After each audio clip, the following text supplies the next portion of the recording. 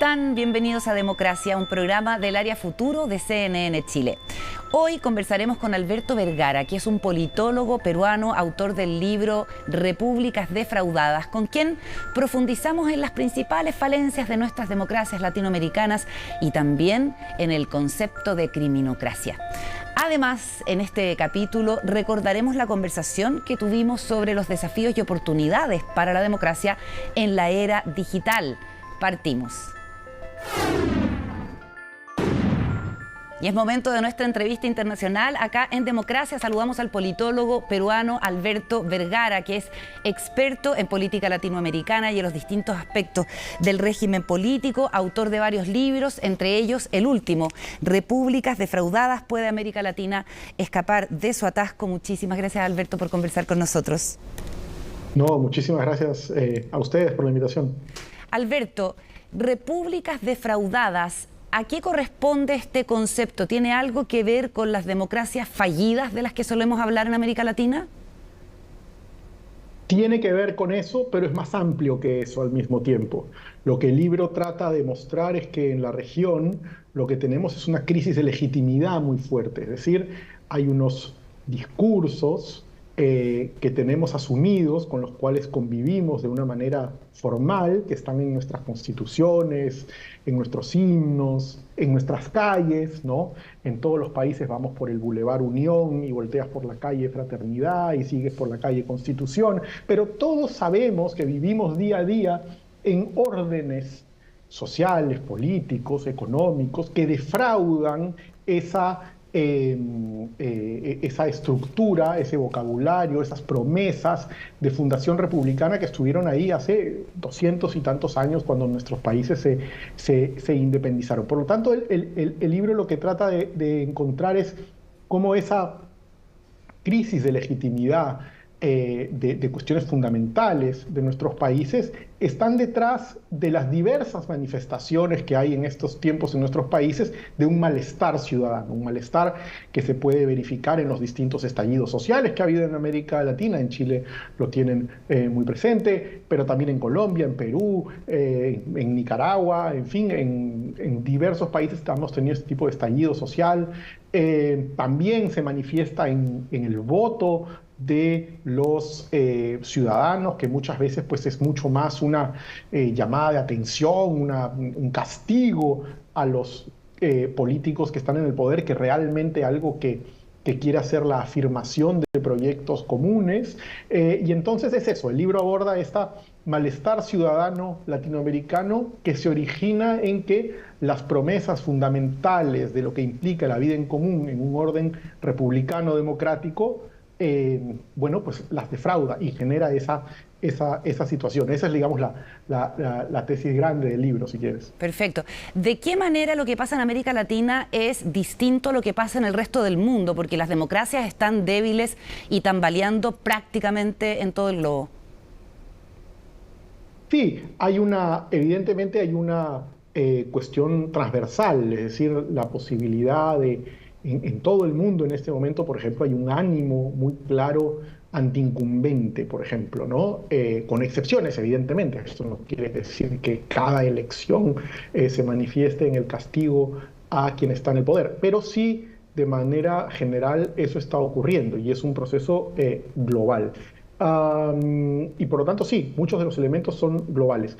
Pero en el libro me centro en lo que conozco, en lo que he estudiado, en lo que he investigado, que es más América Latina, que tiene una forma tal vez pues, peculiar, ambivalente de vivir su democracia, en el sentido de que al mismo tiempo en este momento es un continente en el cual prácticamente en todos los países se vota, en el cual prácticamente en todos los países las elecciones siguen siendo mal que bien justas, transparentes, con las excepciones evidentes de Nicaragua, de Venezuela, recientemente de El Salvador, pero si no, es un continente en el cual se vota y en el cual la democracia sobrevive. Entonces, de un lado, ese es como el lado amable de la historia, el lado del vaso lleno, pero al mismo tiempo, en los últimos años, es innegable que esas democracias o bien están estancadas en alguna forma de mediocridad o bien están retrocediendo sin necesariamente haberse quebrado y convertirse en un autoritarismo. Entonces,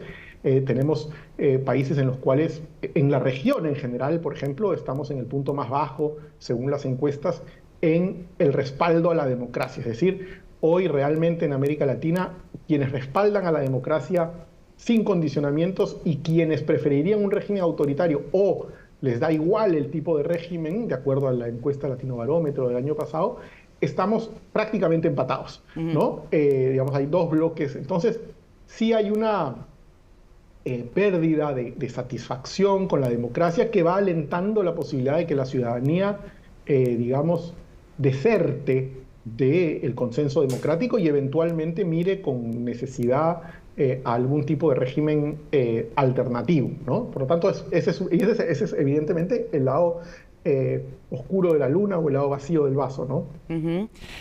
Tú dices que hay cada vez más líderes que no son leales con la democracia. ¿De qué manera práctica eso se traduce? ¿Qué ejemplos prácticos nos puedes dar de eso? ¿Y cómo afecta precisamente a la democracia, que tiene sus falencias, pero que es el menos malo de los sistemas, como sabemos, y por eso uno siempre tiende a fortalecerla, a promoverla, que es lo que hacemos nosotros en este programa? Bueno, es que hay muchos países en los cuales hace 10 o 15 años era impensable ver cosas que hemos visto en los últimos años, digamos. Es decir, el hecho de que haya un presidente como Bolsonaro, por ejemplo, que hizo un elogio sin atenuantes de la dictadura, del proceso autoritario y de la dictadura brasileña de los años 60, 70 e inicio de los 80, y de muchas de las prácticas de violación de derechos humanos que hubo. Eso es algo que era impensable hace 15 años. Diría un poco lo mismo para la Argentina, es decir, que haya un presidente que, y sobre todo como una vicepresidenta, que relativiza las violaciones de derechos humanos durante la dictadura, que no vienen de una tradición democrática, es más, vienen de una tradición de abierto escepticismo contra la democracia. Era algo también impensable hace un tiempo. Creo que en Chile también lo han vivido con varias declaraciones del candidato Kast en algún momento, en las cuales había la reivindicación de la dictadura, aun si luego se matizó en la contienda electoral esas afirmaciones. Entonces, creo que es un tipo de declaración y de declaraciones y de actores políticos que hoy son más abiertamente desleales con la democracia. Y lo mismo por la izquierda, la verdad habría que decirlo. Por ejemplo, líderes como Andrés Manuel López Obrador o el presidente Petro, por ejemplo, son extremadamente comprensivos, por no decir cómplices, por ejemplo, del golpe de Estado que dio Pedro Castillo en el Perú en diciembre del 2022. ¿No? Un golpe de Estado que fracasó, pero no por eso deja de ser un golpe de Estado. Entonces, lamentablemente, tanto por la derecha como por la izquierda aparecen actores que no consideran, digamos, que según los colores ideológicos con los que miran la vida política de los países, ven la posibilidad de la ruptura democrática como algo más o menos condenable, ¿no? Es decir, nuestras repúblicas se ven defraudadas independiente de quién administre políticamente el Estado, sea de derecha o sea de izquierda, el resultado es más o menos el mismo, planteas tú. No sé si necesariamente el resultado es el mismo, pero efectivamente hay una serie de prácticas en América Latina que son bastante antirrepublicanas, gane la derecha o gane la izquierda. La idea de utilizar lo público para beneficio de los míos, donde los míos puede ser mi partido, mi sindicato, mi grupo social, los de mi club, en fin, ese tipo de práctica, la idea de utilizar los dineros públicos como si fueran en realidad algo que yo poseo y no como algo que el Estado administra a nombre de todos. Todas esas prácticas tan poco republicanas están en nuestros países, tanto en la derecha como en la izquierda, sin duda. Ahora, el temor y la inseguridad frente a los delitos y frente al crimen organizado también es una cuestión transversal y que está en el tope de la agenda, Alberto, ¿cierto? Tú hablas de que hay que tener cuidado y ojo con las criminocracias, si no me equivoco, ese es el concepto. ¿Podrías, por favor, ahondar en eso? Sí, lo que quería con ese concepto en el libro era en realidad es intentar hay una politóloga colombiana, Ana Arjona, que tiene el término que se llama rebeldocracias, para pensar cómo era la organización política de las zonas donde el Estado en Colombia se retiraba y entonces se creaba un orden paralelo, completamente paralelo al del Estado, ¿no? Pero en América Latina cada vez más, en las últimas 2 décadas y de manera muy acelerada en el último lustro, diría, vamos viendo la emergencia de estas zonas en las cuales los criminales imponen un orden que convive con el orden estatal, ¿no? Es decir, no es ya como aquellas guerrillas que intentaban la eliminación del Estado. Lo que quieren es que el Estado nos meta las narices y no regule el negocio ilegal que tienen, ¿no? Pero no es que esas guerrillas, no es que esos grupos criminales intenten brindar los servicios de un Estado, aun cuando a veces pueden llegar a hacerlo. Y entonces, sobre todo a nivel local, cuando escribí el libro, sobre todo a nivel local, lo que uno encuentra es estos espacios en los cuales la Mara o la organización criminal o lo que fuera, según los países puede tener distintos nombres, imponen un orden paralelo al que establece la institucionalidad del país. Y cada vez tienen más influencia sobre la vida política. En Ecuador, por ejemplo, en los últimos tiempos hemos visto cómo ha habido el asesinato de un candidato presidencial y una influencia real en el proceso político. Y entonces va creándose esto en la que convive un orden generado por la criminalidad con el orden más formal, sin que uno completamente anule al otro. Y entonces ese es un poco a lo que alude este concepto de criminocracias, ¿no? En los cuales el orden criminal se va infiltrando en la vida política local y nacional. Tú mencionabas que la frustración, la decepción por las promesas no cumplidas de la democracia han terminado en estallidos en muchos lugares de la región. Chile del año 2019 debe ser un caso paradigmático. Y también la intención de refundar ciertas instituciones o la institucionalidad directamente para encontrar una solución. ¿Cómo has visto, por una parte, el camino chileno, con 2 procesos constitucionales fracasados, y la posibilidad o la conveniencia de tener una mirada refundacional respecto de instituciones que no funcionan? Lo primero que creo que está claro en América Latina es que la ciudadanía está mucho más de acuerdo respecto de lo que repudia que de lo que quiere. Y eso se manifiesta en que puede utilizar el voto como sanción, ¿no? Como una tarjeta roja, diríamos, para castigar a quien está en el poder.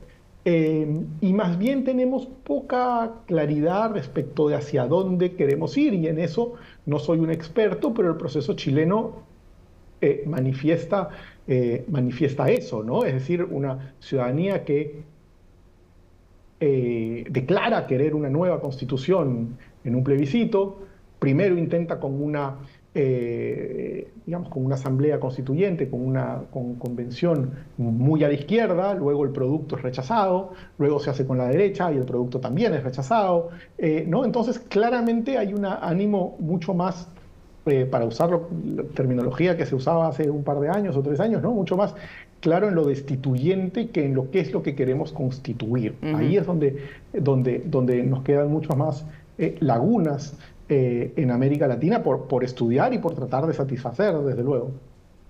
Y en ese sentido, Alberto, ¿a partir de qué y de qué modo se puede construir, aprovechando quizás este interés de la ciudadanía, esta efervescencia, para mejorar la calidad de nuestra democracia? ¿Qué crees tú que funciona? Yo creo que esa es la gran pregunta y es donde todos estamos dando un poco vueltas en el momento en el cual hay una suerte de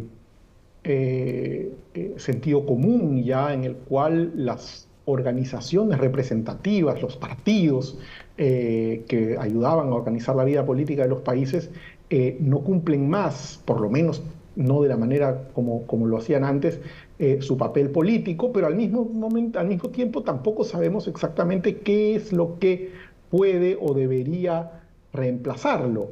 Nuevamente, Chile puede ser un buen caso. La primera el primer intento constituyente tiene una presencia de independientes muy grande y luego más bien hay una presencia de los partidos más importante y el resultado es que las dos veces tuvimos el resultado que ya sabemos. Entonces, es eso, yo creo que hay por lo menos una necesidad de recuperar la confianza ciudadana. Creo que es un momento en el cual en muchos países en América Latina la percepción ciudadana, lo recogen las encuestas, es que no se gobierna para la gente como yo. Es decir, en el poder tienen acceso al poder ciertas personas que gobiernan para los poderosos, poderosos definidos de una manera que podríamos discutir, pero esa es la idea para el ciudadano de a pie, ¿no? Y por lo tanto se necesita, yo creo, una cuestión de un ejemplo, de unas prácticas desde la clase política que permitan que se relegitimice su poder y a través de ellos el poder de las instituciones. Mientras eso no ocurra, es normal que la gente esté un poco distanciada o simplemente rechace o no confíe lo que ocurre en la esfera política. Por lo tanto, yo diría que hay que probar con nuevos diseños institucionales, con nuevos mecanismos, pero creería que también hay algo muy importante en el comportamiento, en las prácticas cotidianas de las élites políticas, económicas, a través de la región, que son las que deberían ayudar a relegitimar nuestras instituciones frente a la ciudadanía, ¿no? Uh-huh. Y por último, Alberto, me gustaría preguntarte por algo que tiene que ver con la política interna del Perú o con la forma en que está organizado el Perú y su sistema político, y que aquí se menciona cada vez más como el caso peruano, que es el ejemplo de la fragmentación. En nuestro Congreso tenemos más de 20 partidos, está iniciándose un año legislativo muy desafiante para el tercer año de gobierno del presidente Gabriel Boric, en un Congreso donde no tiene mayorías y con la conciencia bastante transversal de que este nivel de fragmentación no es bueno para la democracia. De hecho, en los dos procesos constituyentes se contemplaron mecanismos para obligar a hacer partidos más grandes. ¿Qué puedes decirnos de eso, conociendo tan de cerca la realidad del Perú? Sí, es decir, el Perú es un caso extremo de eso, ¿no? En este momento ya no sé, ni siquiera sé exactamente cuántos grupos parlamentarios hay en el Congreso, porque finalmente da un poco igual. En el Congreso hay probablemente 14 o 15 grupos parlamentarios, pero en realidad todos sabemos ya que el 90% de esos congresistas podrían estar en cualquier partido y son como una ficha que podría caer en cualquiera de las cajitas, es decir, es una fragmentación no de partidos, sino ya de individuos, y además de individuos de un comportamiento oportunista y predatorio, casi que cotidianamente. Entonces, el Perú efectivamente es un caso extremo de eso y lo hace muy difícil de gobernar, y creo que hay varios países que efectivamente van yendo en ese rumbo. Tú decías, efectivamente Chile tiene ya más de 20 grupos en el Parlamento, Brasil en algún momento ha tenido más de 30 y tantos, en fin. Ahora, de otro lado también es cierto que hay hay una explosión de las organizaciones políticas, pero también hay una sociedad mucho más difícil de representar, es decir, mucho más fragmentada, con mucho más intereses, que se vuelve más difícil de realmente incluir políticamente desde una o dos dimensiones políticas a la antigua, ¿no? En el sentido de o bien derecha-izquierda o bien conservador-liberal. Son sociedades mucho más complejas y donde los ciudadanos van teniendo muchos más intereses, mucho más múltiples, diversos, más difíciles de representar. Entonces, ese es el desafío en el que estamos en términos representativos, ¿no? En general, si vemos, por ejemplo, no sé, en Argentina en este momento es presidente alguien que es el líder de un partido que no tiene ni 2 años de formado, ¿no? Es decir, esa posibilidad de ingresar de manera tan rápida a la escena pública y de conseguir el poder tan rápido es algo que no ocurría antes y que va siendo cada vez más común, ¿no? Y efectivamente nadie tiene todavía la respuesta de cómo se limita o procesa o reforma eso para ir... Porque no te olvides que el problema opuesto también es un problema para la democracia, que son las polarizaciones. Claro. La polarización a la norteamericana tampoco te deja gobernar porque hay el repudio tóxico de dos lados que impide el gobierno. La fragmentación es lo opuesto, pero también te genera el resultado de la dificultad de gobernar. Entonces son tiempos, en ese sentido, desafiantes, ¿no? Absolutamente, Alberto. Muchísimas gracias por la interesante conversación. Que estés muy bien. No, gracias a ustedes. Un placer conversar. Chao. Pausa y ya seguimos con más en Democracia.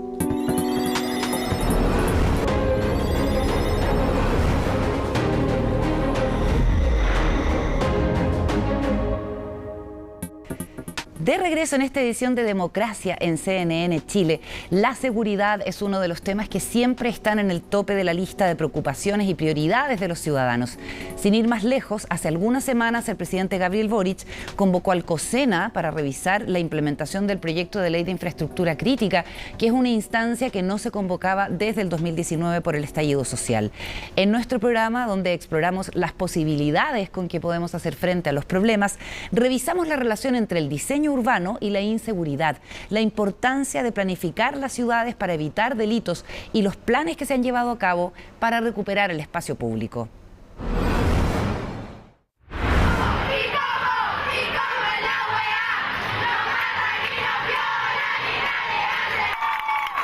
Comenzaba el año universitario en 2022 y a través de esta movilización por el centro de Santiago, estudiantes de la comuna solicitaban una intervención municipal por problemas de delincuencia en el barrio República. A través de denuncias por redes sociales, jóvenes alertaban el aumento de asaltos, acoso e incluso intentos de secuestros en la zona. Han entrado personas externas a la universidad, han entrado a robar mochilas a las niñas. Al esconderme el celular y tirarme la mochila para adelante, él llega y me toca por detrás. Hay gente que las ha agarrado de los brazos, las ha apretado, las ha dejado todas moreteadas. Las denuncias levantaron las alertas. El tema de la seguridad en el barrio era un tema que venía desde hace varios meses atrás y que calzaba justamente con los periodos de clases. Cuando, por ejemplo, conversábamos también con las juntas de vecinos de acá, en ese momento consultando cómo era la situación en términos de seguridad, ellos nos decían que calzaba justamente con los periodos de clases y en particular donde nosotros los pudimos notar más fue en los inicios de año. Y por tanto armamos una alianza permanente con las universidades y centros de formación del barrio República. Y con ello constituimos una mesa de trabajo a la cual le hemos hecho un seguimiento permanentemente y que ha ido en distintas etapas creciendo en lo que se denomina hoy día el barrio República protegido. Fue el inicio de un trabajo en conjunto entre las universidades del barrio, Carabineros, Policía de Investigación, Metro, Delegación Presidencial y la Municipalidad. Tras varios meses de trabajo se aplicaron las primeras medidas. Plantear la necesidad de mayor seguridad da funcionamiento con la mesa de seguridad en particular y con el resto de articulaciones que también logramos hacer entre universidades, entre juntas de vecinos también del sector y sobre todo el hecho de que dentro de esa mesa se pudieran incorporar el resto de las autoridades necesarias. Se aumentó la dotación policial en la zona, pero el problema más serio radicaba en la falta de posibilidad de denuncias formales. Ante eso se implementó el bus de la denuncia para tomar registro y recopilar evidencia de delitos. Con este plan, además del resurgimiento del fono de denuncia del metro, la instalación de tótems informativos y la remodelación de los espacios públicos, se ha evidenciado una reducción de los hechos delictuales en el barrio. En el caso del municipio, se nos han reducido en un 50% los requerimientos de seguridad por parte de la comunidad del barrio. Y en el caso de las universidades, se ha reducido en un 90% los requerimientos que tienen en temas de seguridad. Han podido ser detenidas 292 personas y desarticuladas bandas de robo de celulares, pero si vemos todo el periodo, efectivamente, y con todos los delitos, hay una reducción de cerca del 70%. Una intervención necesaria en un barrio que en términos estructurales tiene espacios que entregan seguridad, pero otros que generan el ambiente propicio para la comisión de delitos. De acuerdo a las expertas, el contexto urbanístico de una ciudad es uno de los factores que pueden aumentar el riesgo de criminología. Por lo tanto, pensar el diseño de las ciudades contemplando este factor es clave. Ciudades donde nosotros tenemos una buena vigilancia natural, donde tenemos buena iluminación, ¿cierto? Donde, digamos, nuestros entornos urbanos están cuidados, ahí uno se ve que efectivamente la gente se siente más segura, ¿ya? Y también uno ve que disminuyen, por supuesto, el número de delitos. A más de un año de la implementación del proyecto Barrio República Protegido, salimos a recorrer las calles para ver de qué manera el diseño del espacio puede aumentar o disminuir la seguridad de un lugar. Partimos en República con Sacié, un ejemplo de aquello que beneficia a la seguridad. Esta es una excelente vereda, una vereda, la verdad, excepcional, ¿no? Este es el eje estructurante del barrio y es muy bueno. También un kiosco que ayuda, ¿verdad? Tenemos comercio en los bordes y todo eso activa el espacio público. Es bueno tener vegetación en el espacio público, ¿ya? Por temas de sostenibilidad, ¿no? Para que la lluvia sea absorbida acá en el suelo, pero hay algunas que están un poco altas, ¿ya? Entonces, desde el punto de vista del diseño urbano, es bueno que las plantas, la vegetación tengan una altura de tal forma que las personas no se puedan esconder detrás de ellas. Sin embargo, a solo una cuadra también existen lugares de alto riesgo. Acá tenemos un muy mal ejemplo de diseño urbano, ¿no? Tenemos este pasaje y si ustedes se fijan, todos los muros son ciegos, ¿no? No hay ventana, no hay puerta, entonces acá evidentemente habría que hacer unos cambios, ¿no? Acá tendríamos que abrir las fachadas, ojalá, ya que recién me estabas consultando qué podemos hacer una vez que tenemos una situación tan mala como esta. Bueno, buscar abrir ventanas, tener alguna actividad, algún uso, porque así obviamente es un lugar muy inseguro y va a ser mucho más inseguro aún de noche. Se trata de la prevención del crimen a través del diseño ambiental, es decir, cómo la distribución de los elementos de la ciudad ayuda a disminuir el riesgo de ocurrencia de delitos. Mayor iluminación en los espacios públicos, mayor limpieza en los espacios públicos, determinados diseños de trama urbana. Esto quiero decir, por ejemplo, que hay diseños laberínticos en los pasajes que podrían ser facilitadores de cierta comisión de determinados delitos. La teoría de las ventanas rotas dice que además de planificar una ciudad para reducir el riesgo de comisión de delitos, también es efectivo cuidar visualmente el espacio. Lo que muestra esa teoría es que un lugar limpio y bien cuidado es menos atractivo de ser vandalizado.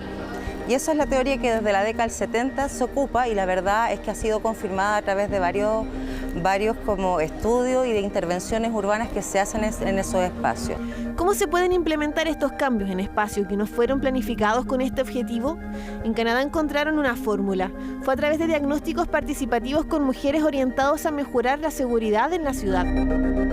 Así, tras recorrer las calles, las mujeres dieron cuenta de los riesgos que vieron. El municipio de Vancouver mandató tipos de diseño en los espacios públicos, como aplicar la teoría de ojos en la calle. Lo más efectivo, al final, son estos ojos sobre la calle, que nos cuidemos entre todas y todos. Y sí es importante en todos esos lugares la iluminación artificial. Básicamente es tanto las características físicas lo que importa, como también el uso social que se le da a ese mismo espacio público. Yo creo que es importante que no son solo las intervenciones, que las intervenciones tienen que ser diseñadas con las comunidades y que tienen que tener apropiación social. Sin embargo, dicen las especialistas, en Chile aún no se ha logrado estudiar, de tal manera que se demuestre que estas intervenciones permiten mejorar los índices de delitos. En Chile tenemos bastante poco dato científico que puede mostrar un impacto real, no habiendo una evidencia realmente si bajó o no bajó el delito, dado que se intervino ese espacio urbanamente,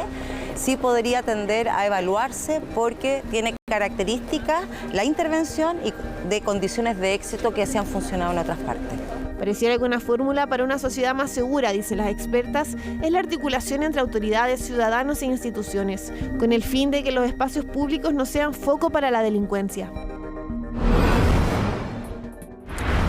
Vamos a revisar ahora el panel de conversación que tuvimos programas atrás sobre los desafíos que enfrenta la democracia en la era digital, con Ingrid Bachmann, académica de la Universidad Católica y directora del Núcleo Milenio en Desigualdades y Oportunidades Digitales, y Octavio Del Fávero, director ejecutivo de la Fundación Ciudadanía Inteligente.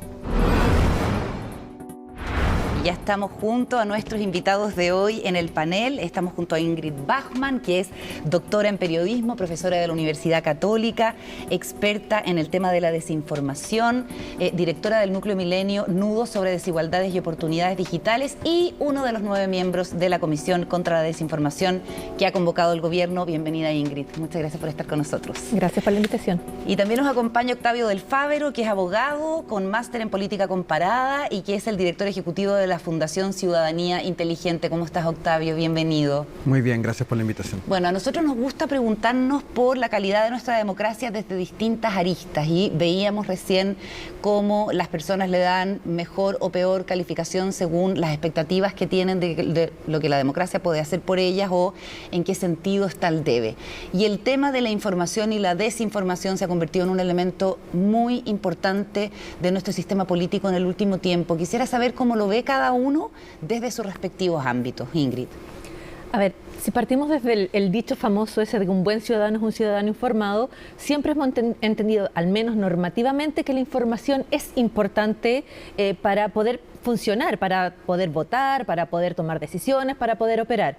Pero también sabemos que el volumen de la desinformación, que no es un fenómeno nuevo, o sea, desinformar ha sido posible desde el principio de los tiempos, pero el volumen, la magnitud, la velocidad en que se comparte, se difunde desinformación, ha supuesto por lo menos el miedo, y ahí la evidencia, la verdad es que es un poco contradictoria. No hay tanta evidencia de que la desinformación es tanta como creemos, pero sí nos encontramos cotidianamente, y eso supone en que ya no, el ciudadano ya no es necesariamente informado, sino que al parecer estaría engañado, manipulado, y eso es lo que supone un riesgo, un miedo y todas estas tensiones que hay sobre eso. Pero quiero partir aclarando que la evidencia dice que la verdad es que el grueso de lo que hay allá afuera todavía es información. La desinformación es solo una parte, pero claro, la vemos cotidianamente, nos las encontramos regularmente y estamos mucho más alerta de lo que estábamos antes de ella. Porque es la anormalidad, es la rareza dentro de un sistema donde uno actúa de buena fe, pensando que la información que le entregan es verídica, ¿o no? ¿Cómo lo ves, Octavio? Yo veo que también yo comparto como el punto de vista inicial de que efectivamente es un tema que nos tiene que preocupar, manteniendo siempre como la debida conciencia de cuál es la magnitud del problema y todo. Yo creo en todo caso también que un elemento importante de este tema es cómo va deteriorando la convivencia política. O sea, es uno de los presupuestos de una buena deliberación democrática, de una buena conversación democrática, es que se cuente con buena información y que haya una confianza mutua y de buena fe entre los distintos actores. Yo creo que más allá de la magnitud a veces de la cantidad de desinformación, sí va generando, va erosionando cierta confianza mínima que uno tiene que tener hacia el sistema público, hacia el sistema político y hacia el debate en general. Entonces yo siempre he visto el tema de la desinformación como algo muy asociado también a los niveles de polarización que hay en los sistemas políticos en el mundo, y que de pronto eso puede tener que ver, además de la existencia de nuevas tecnologías, con el aumento en este volumen de cantidad enorme de desinformación o mayor velocidad en que la desinformación está viajando hoy por hoy en el debate público. Pero ¿es el sistema político el que reacciona a la polarización que producen las plataformas digitales o que se expresan en las plataformas digitales, o al revés? ¿Qué dirían ustedes que es reflejo de qué? O sea, se retroalimentan, porque lo que uno ve es que en el mundo político hay mucho interés por reaccionar a estas lógicas del algoritmo y las plataformas. Ingrid. Se retroalimenta, o sea, es muy difícil establecer aquí cuál es el huevo, cuál es la gallina, porque la verdad es que es un círculo bastante vicioso en ese sentido de cómo la polarización genera estas reacciones y, por ejemplo, ayuda a la desinformación, y de hecho en ciertos contextos políticos desinformación o la etiqueta de fake news es una manera fácil de desestimar al otro. No creo en eso, no estoy de acuerdo, eso es fake. Entonces está eso, pero también está el que efectivamente la desinformación, entre otras cosas, genera ese espacio ideal para la polarización. La desinformación más eficiente, la que logra básicamente movilizar más personas, es la que genera miedo, rabia, ansiedad y sobre todo desconfianza, como mencionaban aquí. Entonces, eso también genera la falta de desconfianza, el que uno se atrinchera, el que uno se pone más de su lado y fomenta la polarización, y eso a su vez vuelve a fomentar desinformación. Entonces es un círculo muy, muy vicioso. Ahora, la ciudadanía digital ha irrumpido también con fuerza, ¿cierto? Y inicialmente era una promesa de mayor participación y mayor inclusión de los distintos ciudadanos, pero hoy se manifiesta con luces y sombras que pueden ser muy oscuras porque pueden atentar directamente contra la estabilidad del sistema político, del sistema democrático. ¿Cómo lo ven, Octavio, en la Fundación concretamente el interés de las personas y la conciencia que tienen las personas del rol que juegan como ciudadanos digitales? Yo creo que comparto mucho el diagnóstico, primero que todo, como efectivamente en el 2009, los 2000 en adelante, las tecnologías de la información aparecían con esta promesa de ser el gran remedio a terminar con las asimetrías de información y por lo tanto permitir que todos los ciudadanos y ciudadanas podamos tomar la mejor decisión disponible de acuerdo a nuestras preferencias, etc. Claro, nos dimos cuenta después que, como cualquier actividad humana, en el fondo, la actividad en el mundo digital está sujeta a los mismos riesgos, los mismos problemas, concentraciones de poder, desventajas, desigualdades que se pueden expresar en cualquier otro ámbito de cosas. En ese sentido, creo que efectivamente hay un rol muy importante de la ciudadanía de entender que el espacio digital también es como una especie de espacio público, es un espacio donde nos encontramos y a pesar de que muchas veces estamos desde nuestros celulares o desde nuestras casas, nuestros computadores interactuando con este espacio, sí es un espacio de convivencia, es un espacio de construcción de lo común y por lo tanto también de la deliberación política, como hablábamos antes. Ahora, a mí, respecto a la pregunta anterior, también me parece importante apuntar a las responsabilidades que tienen los distintos actores en cómo se manejan en esos espacios. Efectivamente, actores son justamente las lógicas que ofrecen los espacios digitales que tienen que ver con las grandes compañías que ofrecen estos servicios y que establecen ciertas lógicas de cómo funciona ahí, principalmente la publicidad y cómo se monetiza en el fondo la información y la transmisión de la información a través de las plataformas.